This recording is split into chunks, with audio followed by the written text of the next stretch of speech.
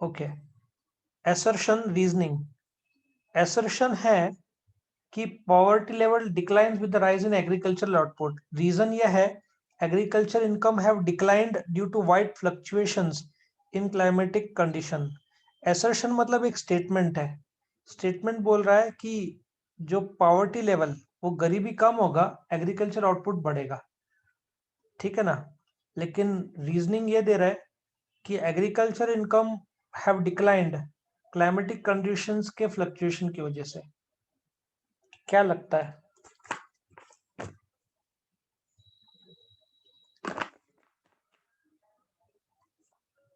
Third ये sir. True है। ए जहां पे फॉल्स है उसको काट दो, पहले टू को काट दो। समझ में आया कैसे?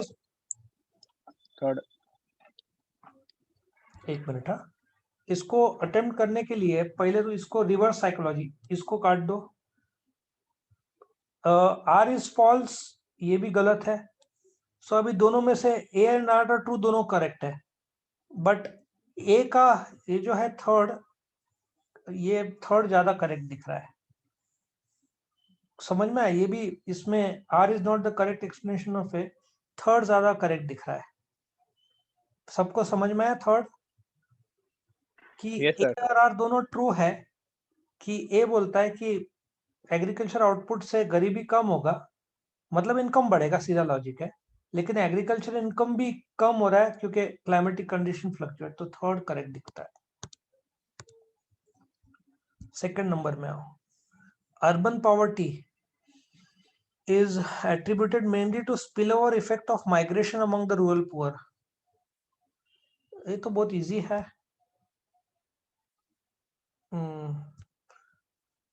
पहला बोल रहे हैं कि शहरी जो गरीबी है वो गांव के गरीब शिफ्ट हुए इसलिए हो रहा है।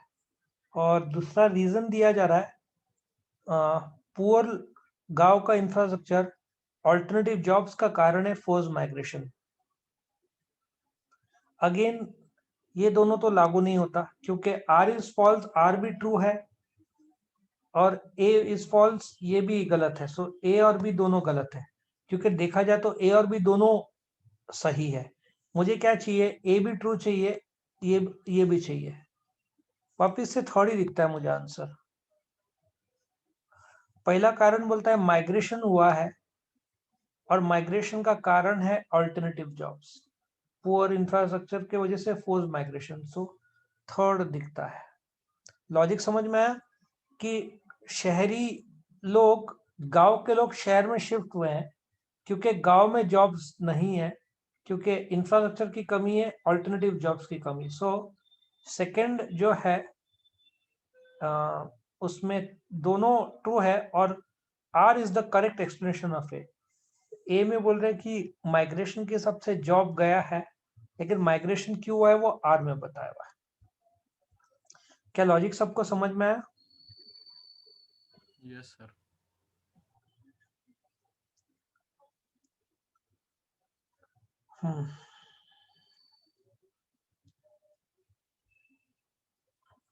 तीसरे में आओ। Again, if you check out, relative poverty is found in all the countries in the world. ये सही बात है, तुम रिलेटिव पॉवर्टी हर दो देश में जज कर सकते हो। तो ए वैसे तो ट्रू है। और differences in the level of income is the only criteria for judging relative poverty। Now if you check out, जो relative poverty है, actually relative standards of living है। So A is true, but बोलते ना R seems to be false, क्योंकि जो relative poverty है उसमें तुम स्टैंडर्ड ऑफ लिविंग भी देखते हो, वेल्थ कंजम्पशन देखते हो, बेरोजगारी देखते हो, ओल्ड एज देखते हो। सो मुझे लगता है इसका करेक्ट आंसर इज ए।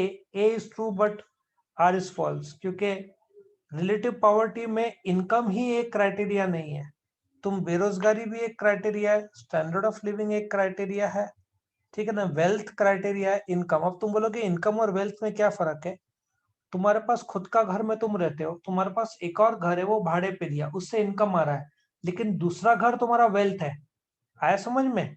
तो संपत्ति तुम्हारा शेयर संपत्ति है, लेकिन शेयर में से जो डिविडेंड मिलता है वो इनकम है। सो जब तुम रिलेटिव पॉवर्टी में इनकम भी देखते हैं, वेल्थ भी देखते हैं, जबकि इधर सिर्फ बोले कि income is the only criteria, जो कि गलत है। समझ में आया सबको? So A is true but R is false. Fourth, poverty is not just not lack of money but also lack of capabilities। साफ है कि ए फॉल्स है। गरीबी मतलब, मैं तुमको एक एग्जांपल बताता हूं। तुम एक इंजीनियर हो, तुम ग्रेजुएट हो, तुम्हारे पास कैपेबिलिटी है बट मार्केट में जॉब नहीं, तो क्या करोगे? लॉजिक समझ में आया मेरा? Yes sir. So A is false, सिर्फ ए ही दिख रहा है चारों में, ये तो करेक्ट आंसर ही होना चाहिए। बट आर इज टू देखते हैं। Lack of freedom to satisfy hunger, lack of health care facilities, denial of leads to poverty. Actually ये भी पूरे तरीके से राइट नहीं है, मेरे को एक बार देखते दो। हाँ, lack of freedom to satisfy hunger, मतलब ए भी, आर भी पूरे तरीके से राइट नहीं है, बट ए तो क्लियर कट फॉल्स है, क्योंकि लैक ऑफ कैपेबिलिटी की बात है ही नहीं। कई बार कैपेबल आदमी को भी जॉब नहीं मिलता है, इसकी वजह से गरीबी में चला जाता है। क्या ऐसी सिचुएशन है? यस है ना, ऐसे सिचुएशन भी देखा गए जिसमें एक अच्छा खासा ग्रेजुएट फ्रस्ट्रेटेड है कि उसको जॉब नहीं मिल रहा है, नौकरी चली गई है, या नासिक में कंपनी है थी, आई थिंक मेल्ट्रॉन नाम था कंपनी का, आई थिंक गवर्नमेंट कंपनी थी, बंद हो गई। मेरे एक पहचान के हैं, वो आई थिंक उस कंपनी में थे। उनकी एज वाज अराउंड 50। एक बार 50 एज में तुम्हारा जॉब चला गया ना, तुमको वापस कोई रखेगा नहीं। ऐसा नहीं कि तुम में कमी है, बट तुम्हारे जीवन के रिटायरमेंट के 8 साल बचे हुए हैं। 8 साल में तुमको पेंशन सब देना पड़ेगा, ये सब का झंझट शुरू हो जाएगा, इसलिए बहुत टफ सिचुएशन होता है 50s में। तो कैपेबिलिटी उनके पास जबरदस्त था, लेकिन जॉब नहीं था, तो गरीबी, वह गरीब नहीं थे लेकिन वो कारण बन जाता है। नेक्स्ट लेते हैं 5th number, food security, credit facilities, guarantee social protection to the poor. कोई गारंटी नहीं देता है। Food security, credit facility, in fact 50% of 50% of गांव में क्रेडिट डूबता है। ये स्टैटिस्टिक्स तुमको पता है? क्यों बैंक्स गांव में नहीं जाते? गांव वालों की भी गलती नहीं कि 50% गांव का जो कर्ज है, कर्जा जो दिया जाता है गांव वालों को, वो लोग का खेती बाड़ी, एग्रीकल्चर बारिश पे डिपेंड, बारिश नहीं हुई तो वो लोग चुकता नहीं कर पाते और डूब जाते। और ये तो उनकी गलती नहीं है, सिचुएशन खराब है, लेकिन एक उनकी भी नियत में कुछ लोग की खोट है। वो कैसे बताता हूं। अभी ये शुरू, अभी पॉलिटिकल पार्टी का नाम लेना सही नहीं होगा, सारे पॉलिटिकल पार्टी इसमें इन्वॉल्व और जवाबदार है। मैंने लिखा भी था, बीच में एक पॉलिटिकल पार्टी ने 65,000 करोड़ गरीबों का माफ कर दिया था। अब सपोजिटली तुम सोचो, तुमने 1 लाख रुपए का कर्जा लिया हो, 1.5 लाख रुपए तक माफ था, ये बता दो, उसके ऊपर माफ नहीं था। तुमने 1 लाख का कर्जा लिया, तुम हफ्ता भरने के लिए स्ट्रगल कर रहे हो, लेकिन तुम भरना चाहते हो। सडनली एक दिन बोलता है गवर्नमेंट मत भरो, तुम खुश हो जाते हो, और तुम क्या करते हो, वापिस से नया लोन लेते हो, एज्यूम करते हो कि नया लोन में गवर्नमेंट वापस से माफ कर देगा। और क्या होता है, जब पॉलिटिकल पार्टी इलेक्शन में एक मैनिफेस्टो होता है, वो लोग क्या क्या सेवाएं देंगे का एक बुकलेट रहता है इलेक्शन के टाइम। अब मैनिफेस्टो में दूसरा पॉलिटिकल पार्टी बोलता है हम भी माफ कर देंगे। इसका मतलब ये जो गरीब ने 1 लाख जिसका कर्जा माफ हुआ है, वो तुरंत दूसरा कर्जा उठाता है। उसको पता है कि उस वोट देगा नहीं गरीब जब तक उसका कर्जा माफ नहीं किया जाए। तो इसके वजह से गरीब लोग को एक प्रकार का, तुम उनका नियत खराब कर देते हो। और मेरा personal individual as a teacher thinking है, 1 रुपए का भी कर्जा माफ होना गलत बात है, देश के हित में नहीं है, क्योंकि आदमी का कैरेक्टर खराब होता है इसमें। कि तुम, किसी का तो डूबा है नागरिक, किसी का तो बैंक का तो पैसा गया है, अच्छा गवर्नमेंट भर देगा, लेकिन वो मेरे टैक्स और तुम्हारे पेरेंट्स जो टैक्स भरते हैं उसके पैसे से, इसका मतलब किसी का तो घाटा होना ही है। और गरीब लोग गरीब ही रह जाएंगे, क्योंकि उनका नियत कैसे बन जाएगा, फुकट में लेना। और जहां फुकट में लिया जाता है वहां पे नियत में और कैरेक्टर में फ्लॉ आता है।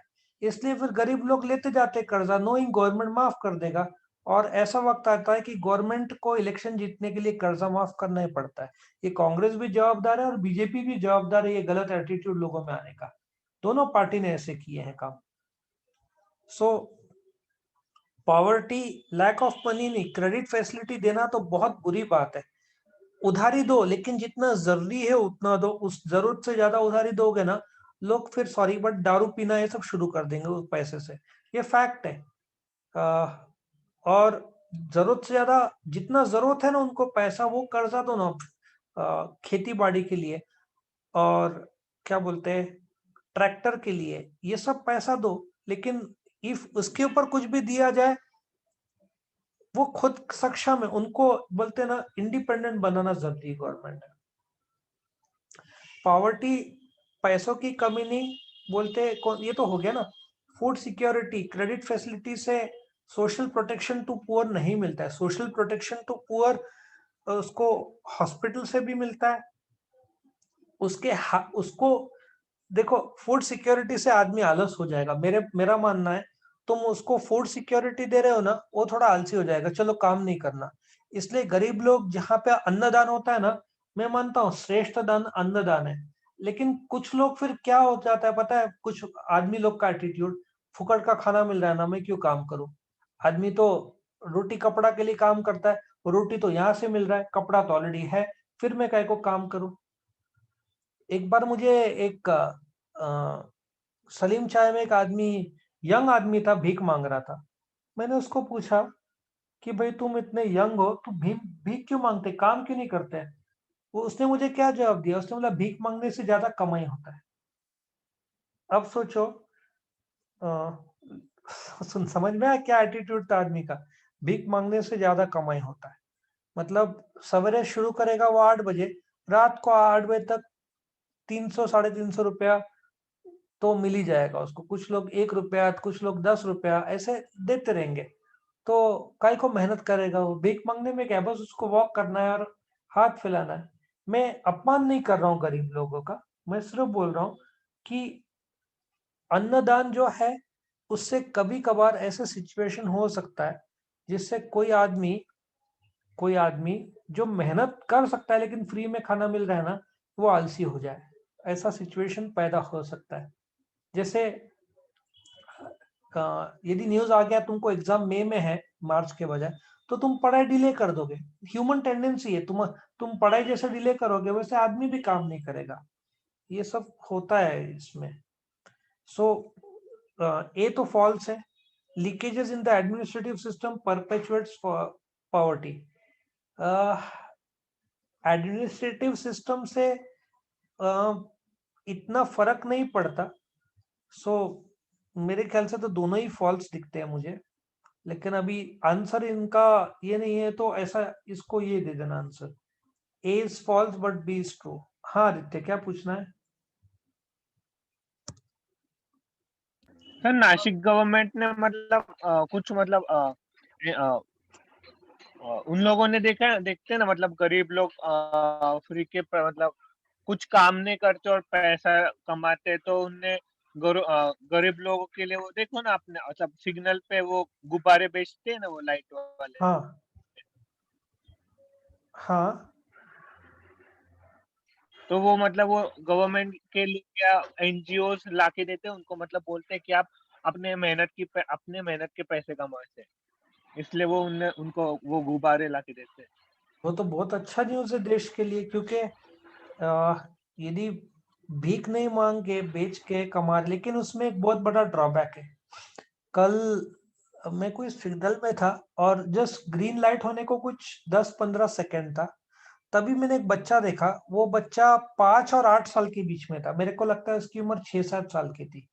ये लोग जब ये वस्तु देते हैं ना, तो एनजीओ कभी कभार भूल जाते हैं कि 14 साल से कम कोई बच्चा काम किया वो इंडिया में गुनाह है। और तुम अक्सर बच्चे लोग को भी ऐसा बुक्स बेचते हुए देखोगे, बड़े भी बेचते हैं, लेकिन उसके साइड इफेक्ट्स भी है। गवर्नमेंट के कायदे और एनजीओ, और नासिक गवर्नमेंट नहीं बोलेंगे, नासिक म्युनिसिपैलिटी बोलेंगे। म्युनिसिपैलिटी याद रखो इज नॉट गवर्नमेंट। गवर्नमेंट अपने देश में सेंट्रल और स्टेट गवर्नमेंट होता है। म्युनिसिपल कॉर्पोरेशन, जो म्युनिसिपल एरिया है नासिक का, उसका कॉर्पोरेशन माना जाता है। Government is always the central and state government, and municipality is never the government. ठीक है। सो जो एनजीओ कर रहा है वो अच्छा कर रहा है, लेकिन मुझे एक उसमें ड्रॉबैक ऐसा है कि बच्चे लोग बेच रहे हैं ना, वो बहुत बुरी बात है। 5 से 8 साल के बच्चे लोग ने खेलना चाहिए और स्कूल जाना चाहिए। कल वो देख के ना मुझे बहुत हर्ट हुआ। वो बच्चा ऑफर कर रहा था, नोइंग की ग्रीन मतलब ग्रीन लाइट चालू हो गया था, लेकिन वो बच्चा इतना छोटा था, उसको समझ में नहीं आ रहा था कि लोग रुक नहीं सकते क्योंकि गाड़ियां शुरू हो गए। तो ऐसे बच्चे को दया के मामले में लोग लाकर दे देते हैं, लेकिन जब दया से खरीदा जाए ना, दया से, वो कमाई ज्यादा दिन टिकता नहीं है, क्योंकि तुम हक का, मेहनत का कमाओगे ना, उसकी वैल्यू ज्यादा है। ठीक है। Next is find the odd man out. White, green, saffron, yellow, इसमें कौन सा ऑड मैन आउट है बताओ। Green. Next, high poverty ratio. Chhattisgarh, Jharkhand, Bihar और केरला। देखो किसमें पॉवर्टी रेशियो ज्यादा है, जो किसमें कम है। मुझे लगता है कि पॉवर्टी केरला में कम होगा। उसके लिए तुमको इधर देखना पड़ेगा, सबसे लास्ट में कौन है वो देखना पड़ेगा। इधर देखो, केरला आ गया ना, झारखंड उसके पहले है, फिर क्या था, छत्तीसगढ़ उसके पहले है, और शायद बिहार ना उसके पहले है। सो तुमको कारण पता है कि केरला में गरीबी थोड़ा कम क्यों है? कोई कारण बोल सकता है? कारण यह है कि केरला में लोग एडुकेटेड ज्यादा है। उनको पता है कि एडुकेशन जहाँ पे है, केरला एक समय 100% एडुकेटेड था, अपने इंडिया का सबसे हाईएस्ट एडुकेटेड स्टेट है। 93-94% लोग एडुकेटेड है। जहाँ पे एडुकेशन है वहाँ गरीबी होने का चांसेस बहुत कम हो जाता है, उतना अवेयरनेस बढ़ता है। देखो 2400, 1800, 2100, ये दो कैलोरीज तो दिया हुआ है आंकड़ा। अब मुझे 1800 और 2250 में से देखना पड़ेगा आंकड़ा क्या है। 1800। 1800 है हाँ सर। तो 1800, 1850 भी, या ये भी मैंने सुना हुआ है। ठीक है। Next, give economic terms. एक मिनट है, मेरे को बार बार ये denial of opportunities to certain section of the people in the society, क्या बोलेंगे? डिनायल को क्या बोलेंगे?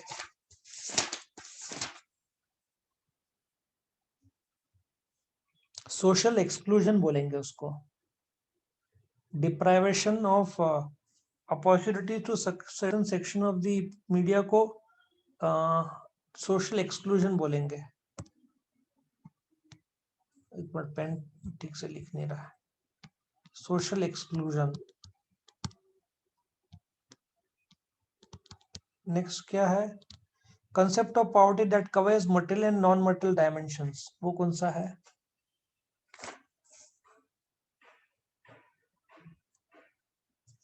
कौन सा टाइप का पॉवर्टी? एक मिनट। हाँ,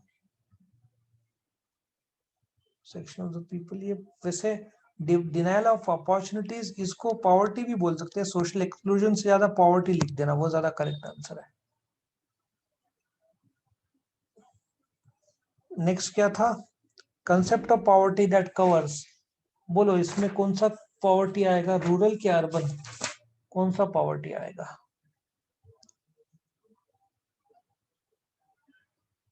इसमें ना रिलेटिव पॉवर्टी आएगा दूसरा नंबर में, क्योंकि इसमें दोनों स्टैंडर्ड्स आता है।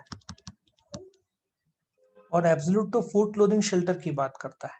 ये रिलेटिव पॉवर्टी है। स्पेलिंग थोड़ा RELATIVE है।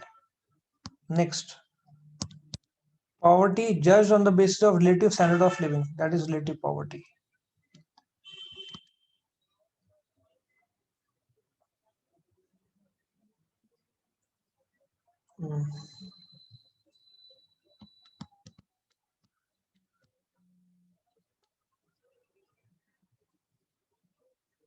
ठीक है, नेक्स्ट क्या है, poverty that can be completely eradicated. कौन सा पॉवर्टी को पूरा हटाया जा सकता है?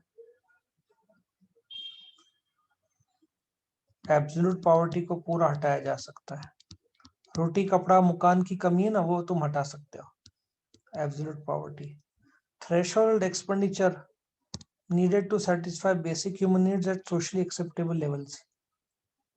उस थ्रेशोल्ड एक्सपेंडिचर को क्या बोलते हैं?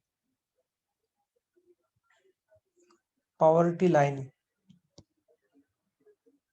ठीक है, पॉवर्टी लाइन बोलते हैं। ये थ्रेशोल्ड एक्सपेंडिचर है, वो लाइन, ये थ्रेशोल्ड है, इसके ऊपर तुम गरीब नहीं हो, इसके नीचे तुम गरीब हो।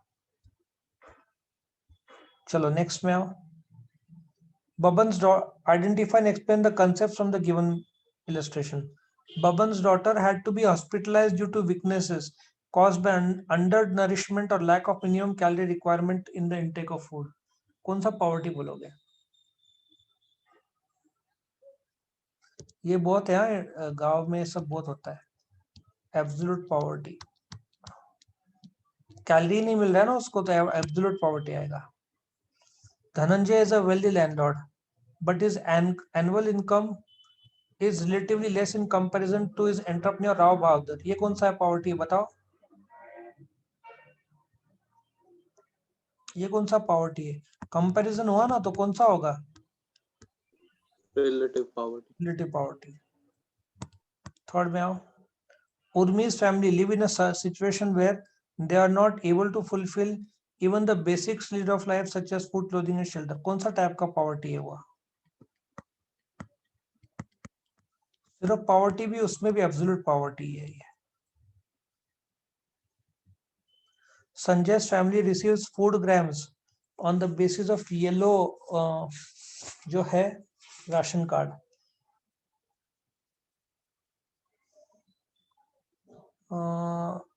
इसका राशन कार्ड क्या है? येलो कार्ड का, येलो राशन कार्ड का लेवल क्या है? एक मिनट, येलो राशन कार्ड का कितना आंकड़ा है?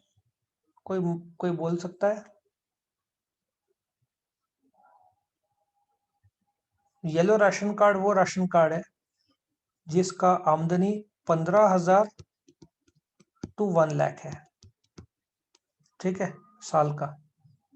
सो 15,000 से लाख रुपए तक को येलो राशन कार्ड दिया जाता है। लाख रुपए के ऊपर व्हाइट कार्ड, 15,000 से कम saffron card. In certain parts of the state, starvation-related deaths have been observed, whereas in certain areas, gross wastage of foods have been reported। क्या बोलेंगे इसको?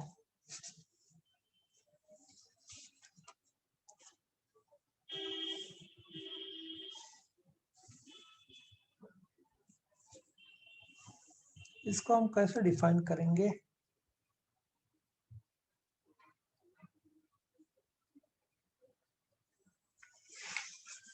कोई बोल सकता है इसका क्या है?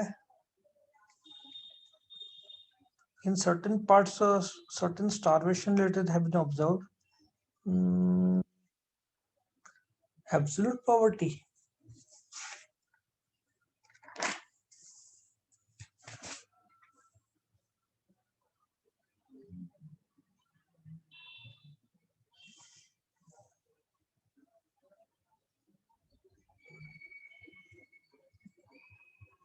आई थिंक मेरे को इसका लगता है रूरल पॉवर्टी होना चाहिए। क्या बोलेंगे इसको?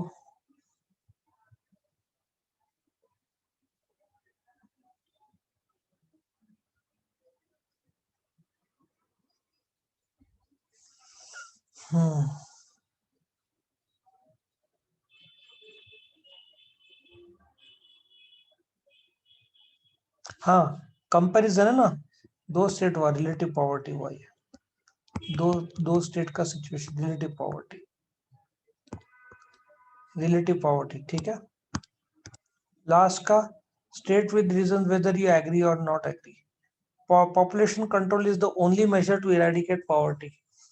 क्या लगता है तुमको, ट्रू है फॉल्स है?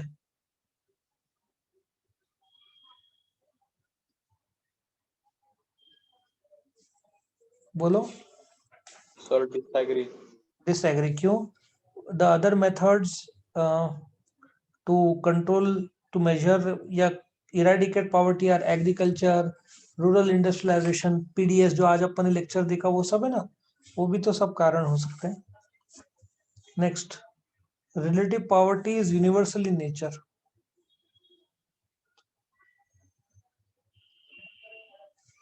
The above statement is true क्योंकि तुम हर देश में तुम अमेरिका में भी एक मिनट, हाँ, एक अप टाउन होता है, एक डाउन होता है.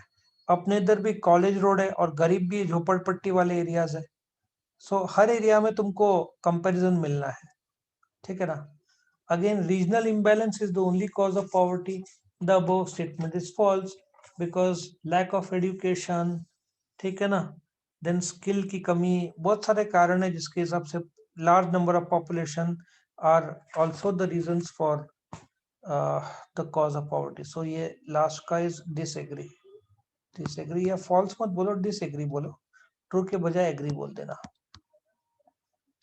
ठीक है. सो हमने ये चैप्टर भी कंप्लीट कर लिया.